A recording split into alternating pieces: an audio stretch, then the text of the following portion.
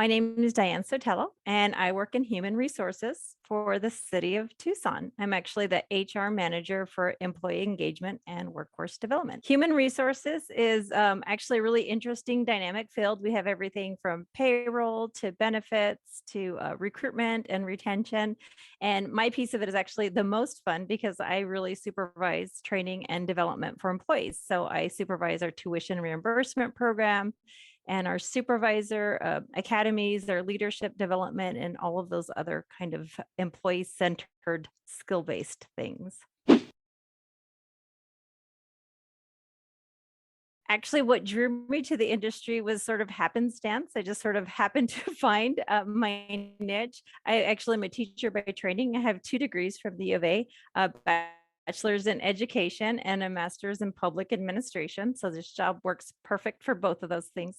And I love the training and development part of it because I love to see people's light bulbs go off, like when they learn something new, the aha. And I think people who are really excited about helping other people really are drawn to this industry. When I was at the U of A as an undergraduate, I did a lot of the peer mentoring stuff, early outreach stuff. I was really involved in clubs and organizations, and I was like tutoring, the freshmen and giving tours to the sophomores and juniors and actually doing early outreach for middle school and high school students to come on campus to the U of A and get them excited about the U of A. So I think people who are excited about helping other people are drawn to training and development. And people who really like to make a difference in the community are drawn to organizations like the City of Tucson. Wanted to help people, so that's how I ended up with a degree in education. I wanted to help my community, so that's why I ended up with another degree in public administration. And so really both of those degrees helped get me, I think, the content knowledge that I needed, but also the connections that I needed to be able to do well in this job. With the University of Arizona, as you know, there's a lot of opportunities for networking and getting out there.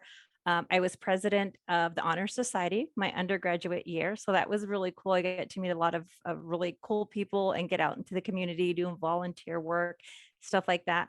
And my graduate degree was in public administration. And I was actually president of Cats, which was an advocacy group because at the time I had a 3-month-old baby and I didn't know what I was going to do.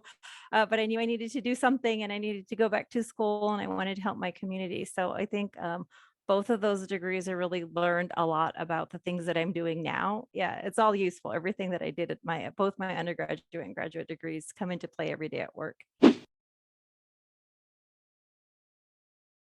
The advice I'd give to any U of A student now or my younger self even is to keep digging, right? Like a lot of times we hear something and we're not sure what it is, and then we move on to the next thing.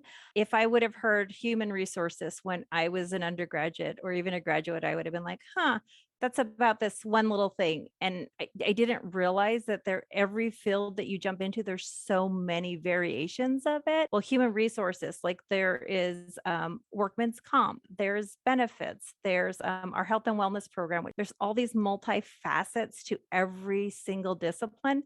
So when I was at the U of A, I'd never really even thought about human resources because I thought it was just about like, oh, I don't want to interview people and see if they want a job. I just thought that that was all that human resources was. I didn't realize that it had training and development and outreach and mentoring and mentorship programs and all of these other components that I know now. So I think regardless of what your major is, dig deep. Don't just stop at the one thing. Don't just stop at the one skill. Like, for example, I went to the U of A College and Career Center a ton when I was an undergraduate, and I did the practice interview sessions that you all used to do and the resume writing that you used to do. But I always stopped at the one visit, right? It's like, okay, I got it. I know how to do an interview, or okay, I got it. I know how to do a resume, or I got it. I know how to do a cover letter. And I think sometimes we don't take advantage of all of the skills that are out there. So if someone's interested, let's say in human resources, and they think, okay, I'm going to do it, don't just stop with the one career center visit or the one, interview practice. Keep going and keep practicing and don't get discouraged. A lot of times students I hear, just they're trying to get like that top paid CEO job. And really, there's really only one CEO, but there's ton of financial administrators and ton of HR managers. There is ever an opportunity to do an internship, whether it be paid or unpaid, really nothing can replace that one-on-one interaction. And once people really know your skills and know who you are, they're more likely to take a chance on you. Even if it's like you said, a part-time job, or if it's an internship or an unpaid internship, take advantage of those opportunities of job shadowing or getting to know people, because those are the relationships that you built. And when people have that trust in you and they realize that you can do the job, then they're more apt to hire you in a permanent capacity. Being involved in clubs and being involved in all the opportunities that the U of A has to offer really helps you later on. In my case, actually, I went to work for the state of Arizona. And one of the questions that the interviewees asked me, I didn't really have a very good answer for, because I hadn't really worked in that field before. But I said, I'd love to use my experience being the president of an advocacy group at the University of Arizona. And I'd like to tell you how I did that. And I talked to them about organizing and preparing and getting things ready as a president of Baby Cats, the advocacy group.